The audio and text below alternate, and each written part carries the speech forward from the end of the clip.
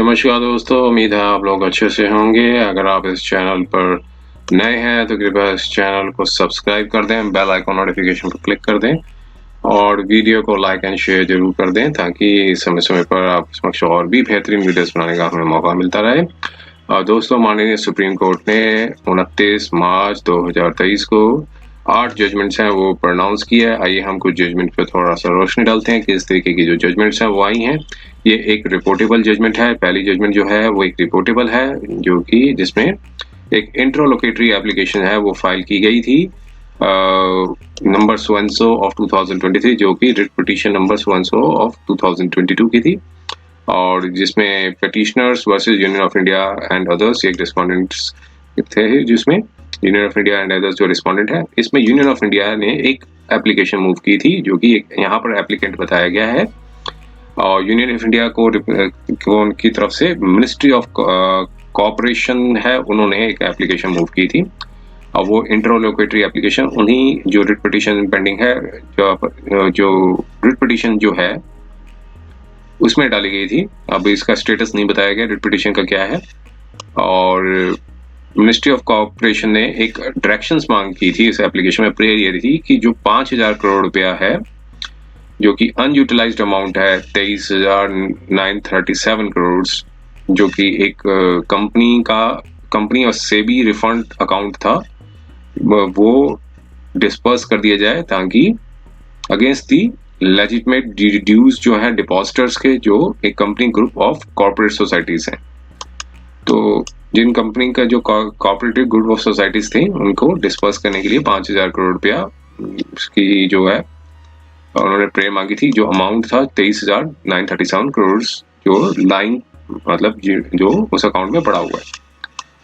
और यहाँ पर सबमिशन ये दी थी कि 24,979.67 जो करोड़ है वो मनी जो है अनयूटिलाइज्ड है विद सेबी के साथ, और जिस कंपनी का नाम बताया गया जो कि सेबी रिफंड अकाउंट है, कंपनी सेबी रिफंड अकाउंट है, जो कि डिपॉजिट किया गया था, जो कि अर्लियर डायरेक्शंस भी जो इशूड हुई थी इस कोर्ट द्वारा। और उसमें बताया गया कि 15,569 करोड़ था जो कि डिपॉजिट किया गया था बाय एक कंपनी है जो एक company India real estate corporation limited, और उसी कंपनी का एक हाउसिंग इन्वेस्टमेंट कॉर्पोरेशन लिमिटेड है, और उसमें से 2,253 करोड़ रुपीस जो है वो लिए जा चुके हैं उसी कंपनी के जो क्रेडिट कॉर्पोरेट सोसाइटी लिमिटेड है, जो कि डिपॉजिटेड किया गया है सेबी के साथ ऑन द डिस्प्यूट ऑफ जो उसी कंपनी का रियल एस्टेट लिमिटेड है। तो बस ये सबमिशन दी। जो कॉर्पस जो लाई किया गया है, कॉर्पस जो मतलब रह रहा है उसी रिफंड अकाउंट में, सेबी रिफंड अकाउंट है, उसमें वो इंक्लूड्स है मनी जो कि डिपॉजिटर्स का है, जो कि उसी कंपनी का जो ग्रुप सोसाइटी लिमिटेड है। तो सबमिशन सुनने के बाद कोर्ट ने जो ये सबमिशन सुनी, फिर उसके बाद यह कंक्लूजन निकाला कि जिसमें जो फैक्ट्स जो बताए गए थे उसमें ये बताया गया था 2,253 करोड़ जो है वो लिया जा चुका है, और जो कि उसी कंपनी जो क्रेडिट कॉर्पोरेट सोसाइटी लिमिटेड है, और जो कि मनी डिपॉजिटेड है सेबी में, जो उसी कंपनी का सेबी रिफंड अकाउंट, और जो अमाउंट जो लाइन कर रहा है उसी कंपनी का सेबी रिफंड अकाउंट में अनयूटिलाइज्ड है, तो जो कि एक जेन्युइन डिपॉजिटर्स हैं उसी कंपनी का जो ग्रुप ऑफ कॉर्पोरेट सोसाइटीज हैं, जो कि इंटाइटल्ड है कि उनका जो मनी, उनका पैसा उनको वापस मिले।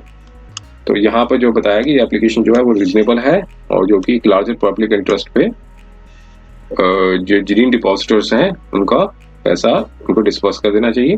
तो इसलिए टोटल अमाउंट जो था 24,979 करोड़ था, जो कि उसी अकाउंट में था, जिसमें 5,000 करोड़ रुपया ट्रांसफर किया जाता है central registrar of corporate societies को, जो कि वो डिस्पर्स करेंगी जो अगेंस्ट जिनका जो लेजिटिमेट ड्यूज है डिपॉजिटर्स का, उसी कंपनी का ग्रुप ऑफ सोसाइटीज का, जो कि पेड किया जाएगा जूनियर डिपॉजिटर्स को एक ट्रांसपेरेंट मैनर पे, और उनके जो प्रूफ्स के जो सबमिशंस देंगे कि डिपॉजिट किया गया और क्लेम के बस आधार पे रिस्पेक्टिव बैंक अकाउंट में दिया जाएगा। और जो डिस्बर्समेंट जो होगी वो एक सुपरवाइज की जाएगी, जो यहाँ के एक रिटायर्ड जज हैं और एक एडवोकेट का बताया, जो कि एक अमेरिकन सिक्योरिटी हैं, जो कि असिस्ट करेंगे जस्टिस को और as well as central registrar और कॉर्पोरेट सोसाइटीज को in dispersing the genuine depositors of that group of the, उस कंपनी की जो ग्रुप ऑफ कॉर्पोरेट सोसाइटीज है। और इसके बाद में ऑनरियम फिक्स कर दिया ऑनरेबल जज को 50 लाख रुपीज पर मंथ और एडवोकेट को जो अमेरिकन सिक्योरिटी है उनको 5 लाख रुपीज पर मंथ का जो ऑनरियम फिक्स कर दिया। और साथ में डायरेक्शन दी कि जेन्युइन डिपॉजिटर्स को एट अर्लीस्ट दिया जाए not later than 9 months from today. अब जो बाकी जो बैलेंस अमाउंट है वो वापस जो बताया गया है कंपनी से भी रिफंड अकाउंट में ट्रांसफर कर दिया जाए।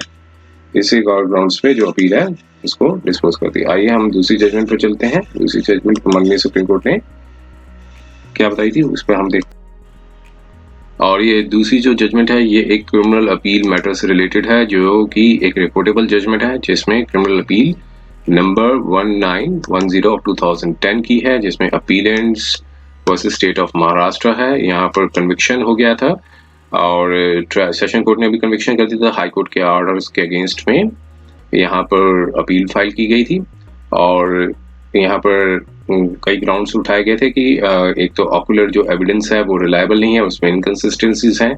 और दूसरा इशू उठाया था कि इनकंसिस्टेंसीज हैं स्टेटमेंट्स पे। और फिर ये बताया कि ये ग्राउंड ये भी उठाया कि एक्सेप्शन जो है वो 304 का वो एप्लीकेबल होना चाहिए। अगर इन केस 302 में कन्विक्शन होता है, 302 में कन्विक्शन नहीं होना चाहिए, बल्कि एक्सेप्शन 4 ऑफ 300 आईपीसी का उनको मिलना चाहिए। तो इनको जो अगर कन्विक्शन भी है वो 304 पार्ट 1 के अंदर होनी चाहिए। तो माननीय कोर्ट ने सारे फैक्ट्स को एनालाइज किया और देखिए अब क्या जजमेंट दिया है। आइए हम इसके थोड़े से कंटेंट्स को देख लेते हैं।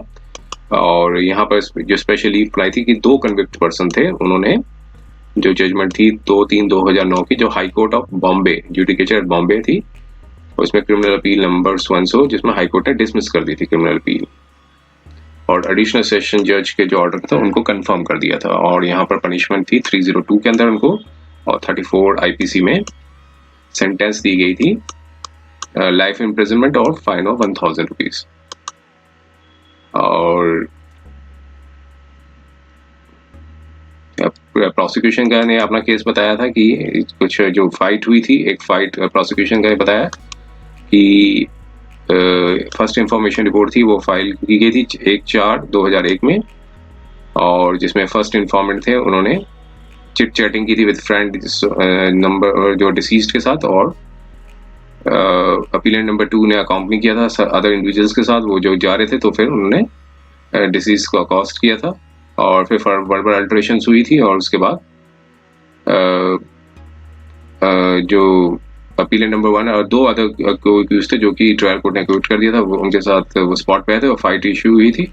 और उससे जो PW1 ने जो फर्स्ट इन्फॉर्मेंट है उनको असॉल्ट किया गया था बाय मींस ऑफ वेपन्स और साथ में सिकल एंड सॉवर्ड के साथ जो किया गया था। उसके बाद फर्स्ट इन्फॉर्मेंट को ब्लीडिंग हुई थी इंजरी में हेड में, और उसके बाद जो असॉल्ट था वो डिसीज्ड को भी हुआ था, और जिससे सिकल एंड सॉवर्ड से जो है उनके ऊपर असॉल्ट किया था और उसके बाद डिसीज्ड की डेथ हो गई थी। और ये सब प्रोसिक्यूशन ने अपना बताया था, अपनी जो स्टोरी थी वो बताई थी। फिर उसके बाद इन्वेस्टिगेशन हुई थी, चार्जशीट फाइल हुई थी। फिर मजिस्ट्रेट ने कहा कि मजिस्ट्रेट ने जो बताया कि जो केस है वो कोर्ट ऑफ सेशन जो है वो tribal by the session of court of session में होगा। तो कोर्ट ऑफ सेशन में चला था केस, सारे विटनेसेस एग्जामिन किए गए थे। फिर और उसके बाद हाई कोर्ट में भी है यहाँ पे अपील डाली गई थी। हाई कोर्ट ने भी अपील मतलब ट्रायल कोर्ट ने कन्विक्शन कर दिया, हाई कोर्ट ने भी कन्विक्शन को कंफर्म कर दिया। अब ग्राउंड्स यहाँ रेज किए गए थे, हाई कोर्ट ने अप्रिशिएट नहीं किया, रिलायंस नहीं दी जा सकती आई विटनेस के ऊपर। जो ऑक्यूलर वर्जन है उसमें कोई कॉन्फिडेंस नहीं निकल के आता है और उसे डिस्कार्ड कर देना चाहिए। और बताया कि जो दूसरे जो प्रोसिक्यूशन विटनेस है उन्होंने उनके हेड में इंजरी हुई थी, लेकिन कोई मेडिकल ट्रीटमेंट जो है नहीं लिया गया और मेडिकल सर्टिफिकेट भी नहीं रिकॉर्ड में है कि उनकी सिर पे हेड मतलब इंजरी हुई हो, तो जो एंटायर जो फर्स्ट इंफॉर्मेशन रिपोर्ट है वो जो PW1 ने बताई है वो अनरिलायबल है। और डिस्कवरी ऑफ वेपन्स के बारे में बताया सेक्शन 27 में कि इसमें भी कुछ रिलाई नहीं किया जा सकता, पंच विटनेस ने सपोर्ट नहीं किया केस को, और जो कंटेंट्स ऑफ द पंचनामा वो प्रिपेयर नहीं हुआ। और फिर बाद में ये इशू उठाया कि अगर प्रोसिक्यूशन की स्टोरी को बिलीव भी कर लिया जाए सही है तो ये एक कल्पेबल होमिसाइडल बनेगा, नॉट अमाउंटिंग टू मर्डर। और ये प्रीव्यू ऑफ एक्सेप्शन 300 है वो मिलना चाहिए। और इसके बाद कहा कि जो कन्विक्शन है वो 302 में नहीं होनी चाहिए, और बल्कि बेनिफिट ऑफ एक्सेप्शन 4 ऑफ 300 मिलना चाहिए, और 304 पार्ट 1 ऑफ IPC में कन्विक्शन होनी चाहिए अगर इन केस प्रोसिक्यूशन की स्टोरी को एक्सेप्ट किया जाता है। सारा कुछ एनालाइज करने के बाद माननीय कोर्ट ने सारे जजमेंट्स को एनालाइज किया और सारे फैक्ट्स को एनालाइज किया, सेक्शन 300 के इंग्रेडिएंट्स को भी एनालाइज किया, सेक्शन 300 के जो एक्सप्लेनेशन है पार्ट 4 को, एक्सेप्शन जो पार्ट 4 है उसको भी एनालाइज किया। और यहाँ पर कोर्ट ने यहाँ पर फिर फाइनल अपना ये ओपिनियन दिया कि केस क्या वो कल्पेबल होमिसाइडल का बनता है कि नॉट अमाउंटिंग टू मर्डर। पहले इसको देखना चाहिए कि इंग्रेडिएंट्स क्या कहते हैं सेक्शन एक्सेप्शन 4 के। तो एक्सेप्शन 4 में ये बताया कि 4 इंग्रेडिएंट्स होने चाहिए कि एक तो सडन फाइट होनी चाहिए, और दूसरी कोई ऐसा कोई प्री मेडिएशन पहले से पूर्वानुमान नहीं, मतलब जो एंटिसिपेट करके नहीं, प्लानिंग करके नहीं काम होना चाहिए, और जो एक्ट है जो कि एक हीट ऑफ पैशन में होना चाहिए कि लड़ाई सडनली लड़ाई हो जाए तो। और फिर उसके बाद अक्यूज जो असिलेंट है जिसके 50 चार्जेस लगे हैं वो कोई अनड्यू एडवांटेज ना ले और क्रूअल मैनर पे ना ले। तो 4 इंग्रेडिएंट्स होने चाहिए थे, without premeditation, in a sudden fight, और अनड्यू एडवांटेज नहीं लेना चाहिए, और जिस पर्सन के साथ किया गया वो उसकी जिस पर्सन के साथ होती है अटैक उसकी डेथ हो जाती है। तो अब यहाँ पर पोस्टमार्टम की रिपोर्ट को एनालाइज किया और यहाँ पर कोर्ट ने पाया कि अपीलेंट्स ने 9 जो ब्लोज हैं इन्फ्लिक्ट किए थे डेंजरस वेपन के साथ, और जो कि जो डिसीज था जो कि अनआर्म्ड था, एक हेल्पलेस था।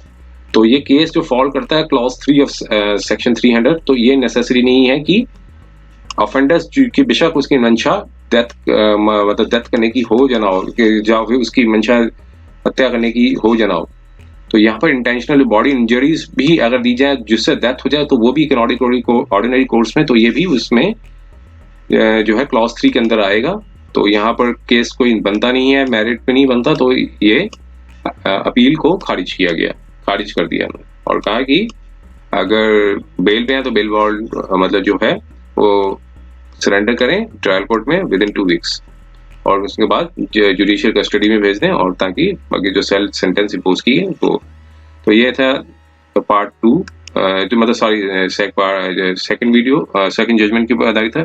उम्मीद है ये पार्ट 1 वीडियो आपको पसंद आया होगा। अगर ये पसंद आया तो कृपया इस चैनल को सब्सक्राइब कर दें, बेल आइकन नोटिफिकेशन पर क्लिक कर दें, वीडियो को लाइक एंड शेयर जरूर करें ताकि समय समय पर आपके समक्ष और भी बेहतरीन वीडियोस बनाने का हमें मौका मिलता रहे। समय देने के लिए बहुत बहुत धन्यवाद।